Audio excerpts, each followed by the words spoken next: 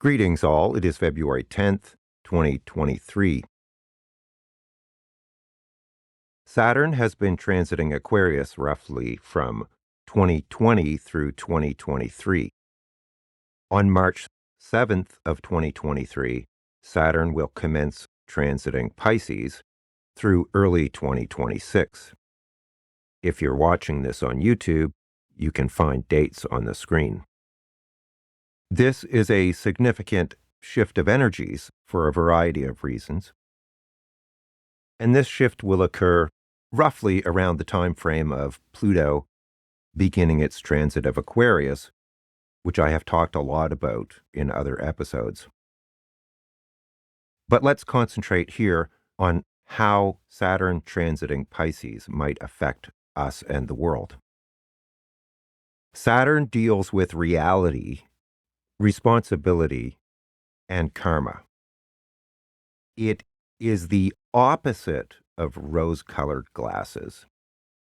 And often under hard or challenging Saturn transits, we are forced to confront reality as it is versus how we would prefer or like it to be.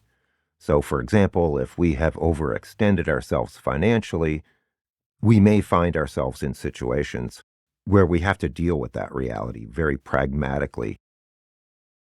Saturn does not let us off the hook easily. It does not let us escape our responsibilities or duties or obligations based on wishful thinking or avoidance. And it holds us and others accountable for their actions. And that is why Saturn is considered to be very karmic. Someone engaged in dishonorable or unethical activities may not find this influence pleasant. Think of Saturn like a judge. But it can reward those who have accepted their duties and responsibilities and acted admirably and with integrity. It can give them more power, influence, or authority. Pisces, where Saturn will be commencing its transit, is a very non-material energy. The negative expression of that energy can be illusion, delusion, fantasy, escapism, using things like drugs and alcohol to escape reality, avoiding responsibility. Traditionally, the 12th house, which Pisces rules, was considered the house of self-undoing. In Pisces, there can be issues with boundaries because Pisces doesn't really have boundaries. And that lack of boundaries can create conditions where webs of lies and deceit can occur, even on a grand scale. Mass deception, mass delusion, mass fantasy. I don't mean to suggest that Pisces is inherently dark. It is not, quite the opposite. It is just very ethereal, and if not grounded, can result in the kind of things I've been talking about. So being grounded is a challenge for Pisces. And there are many people who have no qualms about taking advantage of that kind of influence to manipulate other people for their own benefit. The positive expression of it can be tapping into the non-material dimensions of realities, spirituality, and those kinds of experiences. And it can also be a very creative energy because we can channel higher dimensional energy into the material realm. Many notable performers and entertainers, for example, have Piscean influences because they are able to tap into the collective unconscious and express and reflect that back to humanity. Thus, their work can resonate with many people simultaneously on a mass level. Whether what they reflect is real or not is a different question. Pisces also has kind of a dissolving quality, where arbitrary and outmoded structures can simply collapse due to the influx of all this non-material energy. Most people think that reality is very hard and fixed, when in fact viewed from higher dimensions, it is rather a physical manifestation of non-material consciousness.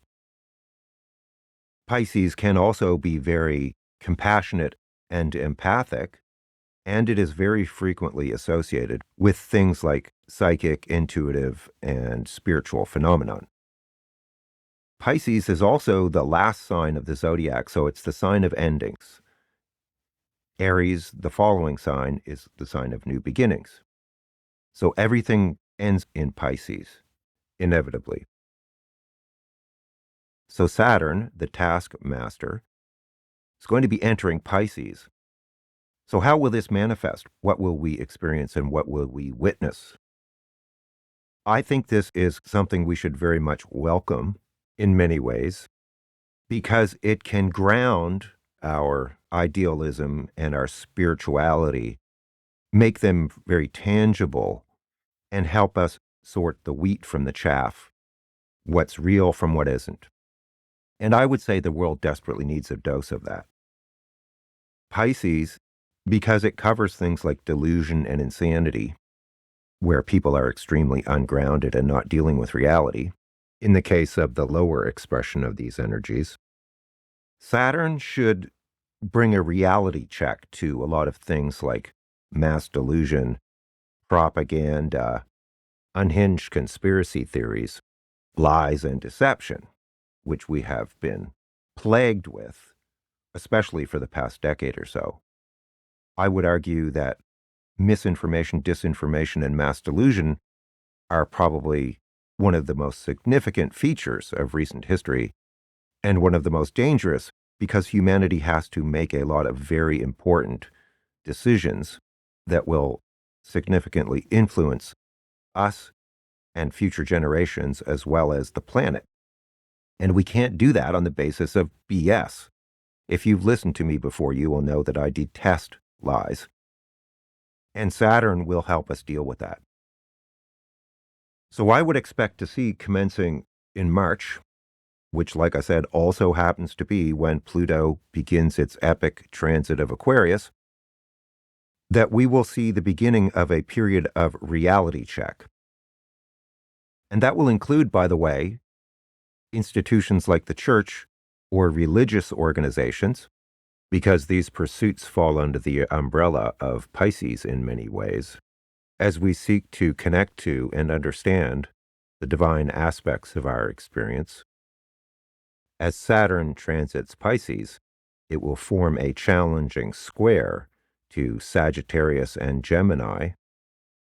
Sagittarius specifically ruling things like religion and philosophy, and Gemini ruling communication. So it will be challenging in many regards to those kinds of institutions. The symbol for Pisces is the two fishes, and Pisces has long been associated with Christianity, which has played a very prominent role during the age of Pisces, which is at its final stages now. But Pisces, in many ways, rules all large religious organizations. And historically, when Saturn has transited Pisces, it has represented a challenging period for those institutions. There can be a crisis of faith. As I myself have talked about here before, recent history has raised many questions about what types of movements and people religious groups have aligned themselves with that are often hypocritical based on spiritual values. Also during this period, Saturn will be opposing Virgo. One of the areas that Virgo covers, or the sixth house which it rules, includes nurses, doctors, and healthcare workers. And we have had many challenges in those areas due to burnout, lack of staffing, chronic underfunding, and so forth. And I would expect that to be a significant issue in the next 2 or 3 years. I think also in the spiritual community and with things like psychics and readers and prominent spiritual leaders or figures, people should be holding themselves to a very high standard to ensure that the quality of the information they're conveying is accurate and based on truth as much as possible. Because Saturn is ruthlessly honest and will hold anyone or anything to account that is not reflecting truth or reality accurately. So I would expect to see a lot of scandals emerge and truth begin to emerge about how institutions and organizations or prominent figures in our cultures have been misleading people, probably deliberately. A lot of secrets will be brought into the open, and we will go through this period of reality check, cleansing, and karmic reckoning for those who have abused spiritual laws or who have engaged in mass deception, propaganda, disinformation, and misinformation. That, to me, is going to be a very good thing. In fact, traditionally, the 12th house, which Pisces rules, was associated with imprisonment and prisons. You know, Saturn is a very discipline-oriented planet. Personally, I do not have a problem with spiritual discipline. I have engaged in many spiritual activities that require discipline, and I actually enjoy that and find it very rewarding. So this does not concern me at all. There's going to be a big reality check, scrutinizing, and cross-examination of a lot of our beliefs and whether they are based on truth and reality or not. So Saturn is there to keep us in check and from going off the deep end, which we seem to have done in an epic way in recent years with the proliferation of BS, which I despise. And it will help us deal with that, thankfully. Especially, like I said, coupled with the extremely important transit of Pluto through Aquarius, commencing in just over a month. Very exciting times. Now let's take a quick look at how this transit will affect other signs. You'll need to know where your planets and points are positioned in order to do this, meaning you'll have to have access to your astrology chart. You may also want to look at the ruler of the 12th house, as well as where Neptune and Saturn occur in your chart. In terms of challenging aspects, Saturn will be squaring the Sagittarius-Gemini axis, and squares can be quite frustrating. And it will be opposing Virgo, and the opposition can also be very challenging. Obviously, Saturn will conjunct any points in Pisces during this time. For more positive effects, Saturn will be trining Scorpio and Cancer. That is a strengthening aspect. And it will sextile Capricorn and Taurus. That is also a strengthening aspect, although it may require a little bit more effort to materialize than the trine, which comes with more ease. These are just the major or Ptolemaic aspects I am discussing here. Generally, if you have abided by Saturn's terms, which are integrity and duty, and not cutting corners, it should be easier for you than if you haven't, regardless of the transit. There are far too many factors and variables in a personal astrology chart than I could possibly ever cover here. So it depends entirely on your personal natal chart configuration and what other transits happen to be occurring at the same time. Most of what you will read about or hear online deals with sun sign astrology alone, which is only a small fraction of the actual circumstances that need to be considered. There's generally some truth to it, of course, but it's only one piece of the puzzle. We can say fairly confidently that those people affected by the conjunction, opposition, or squares may face some challenges.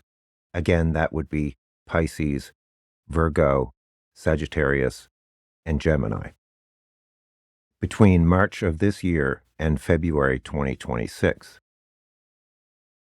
Finally, Neptune, the modern ruler of Pisces, governs the collective, unseen forces, and the immune system. It also governs international and foreign affairs, including things like travel. With Saturn transiting and challenging this area, I would not be surprised if the challenges related to global health on a mass scale persist and linger.